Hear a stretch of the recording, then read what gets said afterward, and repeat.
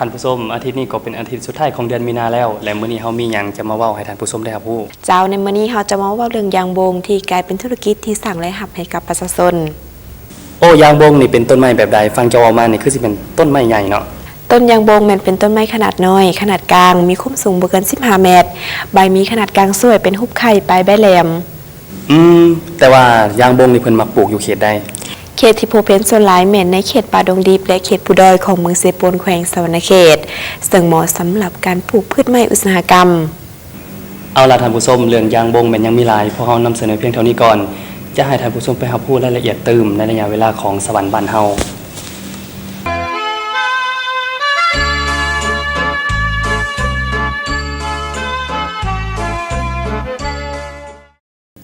ยางบงเป็นไม้ขนาดน้อยถึงขนาดกลางมีความสูงบ่เกิน15เมตรใบมีขนาดกลางสวยเป็นรูปไข่ปลายใบแหลมพบเห็นหลายในเขตป่าดงดิบส่วนใหญ่แม่นใช้ประโยชน์จากเปลือกของยางบงเป็นหลักซึ่งในประเทศลาวของพวกเฮามีการสูบยู่ส่งเสริมให้ปลูกเป็นสินค้าหลายขึ้น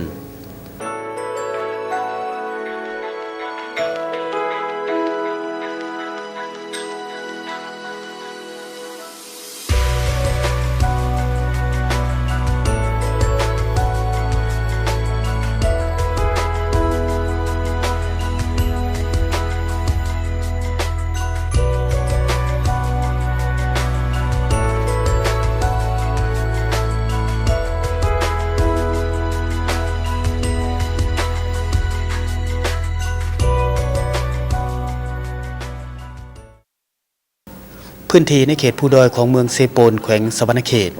เหมาะสมที่สุดสำหรับการปลูกพืชไม้อุตสาหกรรมเมื่อบวกกับการสีนำอย่างใกล้ชิดติดแท้ของห้องการเกษตรกรรมและป่าไม้เมืองแล้วประชาชนในเขตนี้ได้พากันปลูกไม้ยางบงซึ่งเป็นไม้ที่ตลาดมีความต้องการที่นับมือนับเพิ่มขึ้นในระยะผ่านมาหันเนาะทางของการเกษตรกรรมป่าไม้เมืองเซโปนของไทยเฮาหันก็ได้มีวิชาการลงมาฉุกอยู่ส่งเสริมเกี่ยวกับการปลูกพืชเป็นสินค้านี้ก็อยากฝากถึงพ่อแม่พี่น้องชาวเมืองเซโปนเฮานี้เนาะก็อยากให้มีความกระตือรือร้นและเกี่ยวกับทำการผลิตนี้บ่ว่าการปลูกหรือการเลี้ยงเนาะเพราะว่าปัจจุบันนี่มันมีตลาดรองรับแล้วเนาะถือว่าผลิตก็กลายให้มันกลายเป็นสินค้าเพราะว่าระยะมื้อก่อนหันเฮาผลิตเพียงแต่พออยู่พอกินกลุ่มอยู่กลุ่มกิน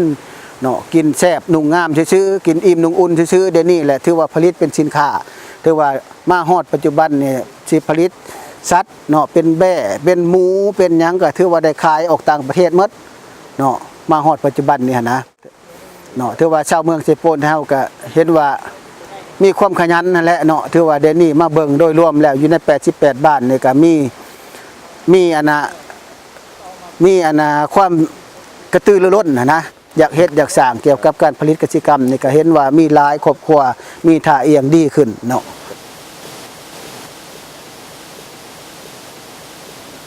เขตปลูกหลายกูหมู่ก็แม่นสำหรับภายในเมืองนี่เนาะเดี๋ยวนี้นี่ทำอิฐอันถือว่าปลูกอยู่เขตนี้และหลายกูหมู่เนาะเขตห้วยชานบ้านเฟืองกระตูบมหาด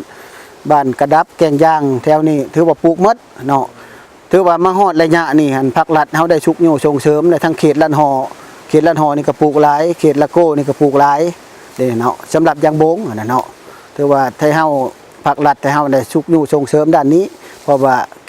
เขตเมืองเซโปนนี่ดินไทยเฮาหันเหมาะแก่การปลูกพืชอุตสาหกรรมและไม้อุตสาหกรรม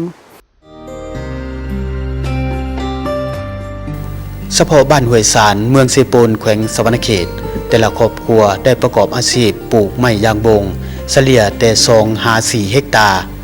ซึ่งขึ้นอยู่กับกำลังแรงของแต่ละครอบครัว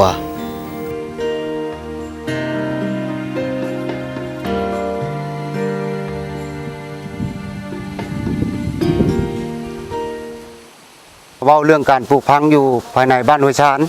เมืองเซโปนแขวงสะวรรณเขตนี่เนาะอาชีพหลักๆประชาชนภายในบ้านห้วยชาน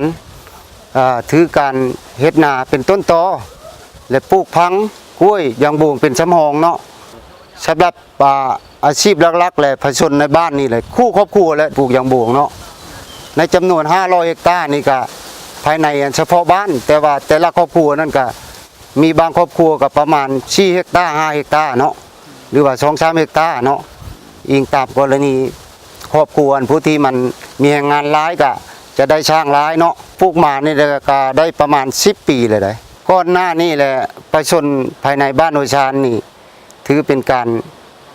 เฮ็ดนาและก็เลี้ยงสัตว์เนาะเป็นต้นตอแต่ว่าย้อนมีการนำมาฉลาดชงไสเพิ่นชี้นำพา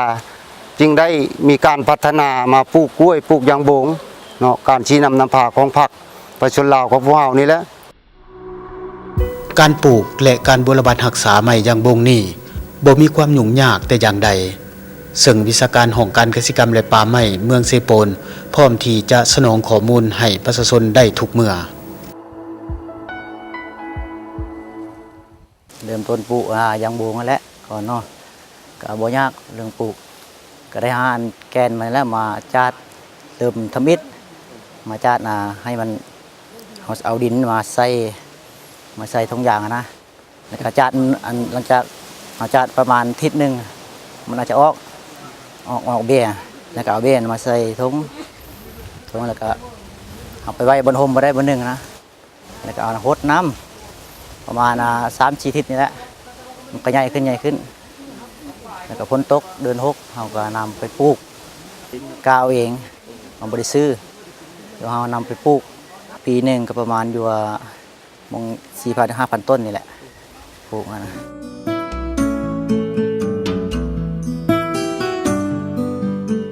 ให้ง่ายโมนี่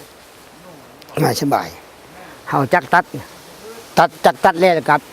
หลังจากหญ้าขึ้นมาก็ยาฉีดหมดทั่วปีนึงอีกทีนึง อันนี้ก็คันว่าประชาชนนั้นเนาะมีความต้องการข้อมูลด้านวิชาการเกี่ยวกับการปลูกการเลี้ยงผับตำราอีสังต่างๆหัน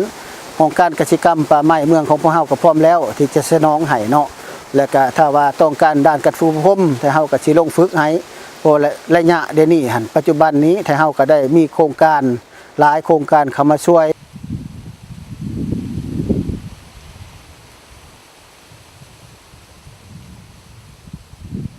ในการปลูกต้นยางบงของประชาชนบ้านห้วยสารเมืองเซโปนแขวงสวรรณเขตนี่แม่นลงทุนปลูกเพียงแต่ครั้งเดียวแล้วตัดเอาหมดต้นหลังจากนั้นต้นยางบงก็จะแตกหน่อขึ้นมาใหม่ที่มีหลายต้นกว่าเก่าจากนั้นอีกประมาณ 4-5 ปีก็สามารถตัดได้อีก เฮาตัดเอาแล้วก็เชื่อรถไถมาทะอยู่เพิ่นเฮาบ่ได้ลอกนั่นแหละมันช้ามันยากเฮาตัดนี่แหละเฮาตัดเป็นต้นเลยสบายเฮาจูดตัดแล้วมันตายแล้วก็เฮาไปจูดแล้วก็มันออกใหม่หลายๆต้นแล้วเฮาอยากได้เท่าใดเฮาก็จงไว้มันก็งามใหญ่ไว้ต้องได้ตัดแล้วเฮาจูดแล้วมันงามขึ้นใหม่5 ปี 6 ปีได้ขายตัดอีก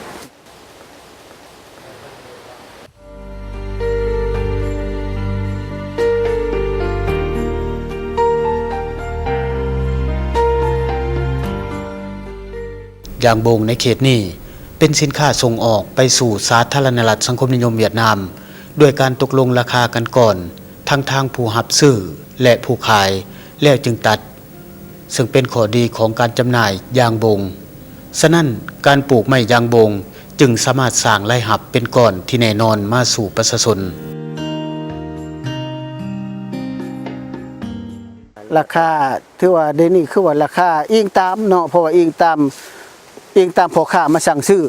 มันบ่คือกล้วยเนาะยางบงนี่มื้อใดพ่อค้ามาซื้อจึงให้ราคาดีจึงตัดแต่ว่ายางบงนี่ยังดีแนวนึงเนาะถือว่ามีความต้องการตลาดมาสั่งและตัดให้เขาเว้าถือกันราคาเท่านี้โลนึง 2,000 3,000 แหละสัญญากันและตัดเนาะ เพราะว่ายางบงนี่จะเป็นระยะช่วงเวียดสิกินกุจีนไอ้น้องเวียดเฮานะแล้วก็เขาจะเร่งซื้อกันในราคา 4,500 เนาะต่อมาแล้วก็มันจะลงราคาอีกคันทาวิดกุดไปแล้วมันจะเป็นราคา 4,000 กีบเนาะ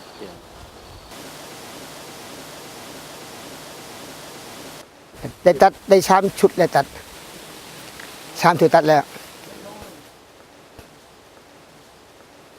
ตัดนี่บ่ระยะนั้นคันเฮาขาแต่ว่าคันเฮาขาเงินใช้นะจะเป็นตัดมุง5 ปีได้สมบูรณ์6 ปีตัดได้แล้ว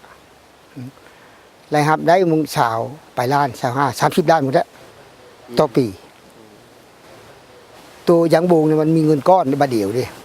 เฮาตัดละถ้าตาแห้งเนี่ยช่วงคายช่วงได้6 ต้น 7 ต้นเนาะก็คูณเอาตัวเลขได้คูณเอาคันอันนั้นตัวหนึ่ง5 ล้านคูณเอาเองโลดคัน7กับ7 5 35 ล้านต่อปีนะเนี่ยช่วงนี้เท่าแล้วปีหน้าตัดไม่ต่อเลยนะบ่ได้อยู่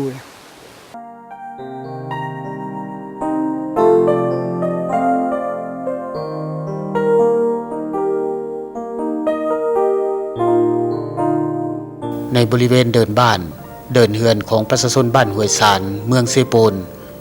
จะเต็มไปด้วยเปลือกยางบงที่ชาวบ้านได้ตากไว้เป็นจำนวนหลวงหลายซึ่งภายหลังที่มีการถากเอาเปลือกมาจากลำต้นของยางบงแล้ว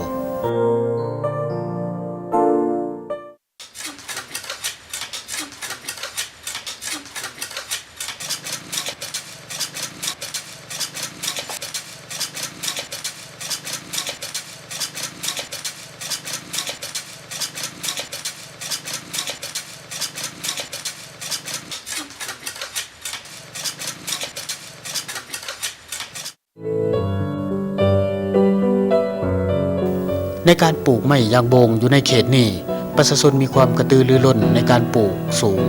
เพื่อให้กลายเป็นสินค้าที่มีตลาดรองรับด้วยเหตุนี้แล้วจึงเฮ็ดให้ชีวิตการเป็นอยู่ของแต่ละครอบครัวหลุดพ้นได้จากความทุกข์ยาก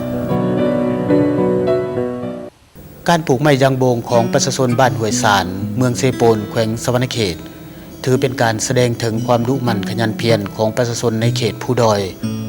พร้อมทั้งชี้ให้เห็นว่าเมืองแห่งนี้มีท่าแห่งทางด้านทรัพยากรธรรมชาติที่เอื้ออำนวยให้แก่การผลิตกสิกรรม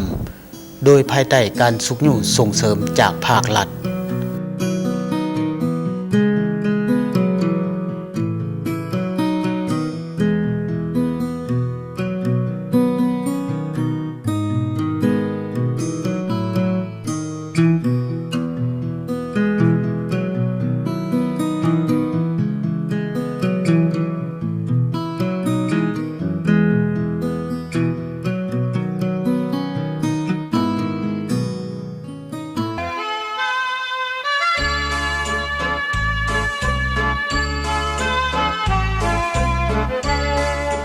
เอาล่ะท่านผู้ชมหลังจากได้ชมเรื่องราวการปลูกยางบงของพ่อแม่ประชาชนบ้านห้วยสารเมืองเซโปนแขวงสะวรรณเขตไปเป็นที่เรียบร้อยแล้วหลายคนก็อาจจะฮู้เกี่ยวกับยางบงหลายขึ้นก็ถือว่าเป็นธุรกิจหนึ่งที่ได้รับความสนใจหลายจากพ่อแม่ประชาชนแต่ละครอบครัวแม่นได้พากันปลูกยางบงเป็นสินค้าส่งออกสู่ประเทศเวียดนาม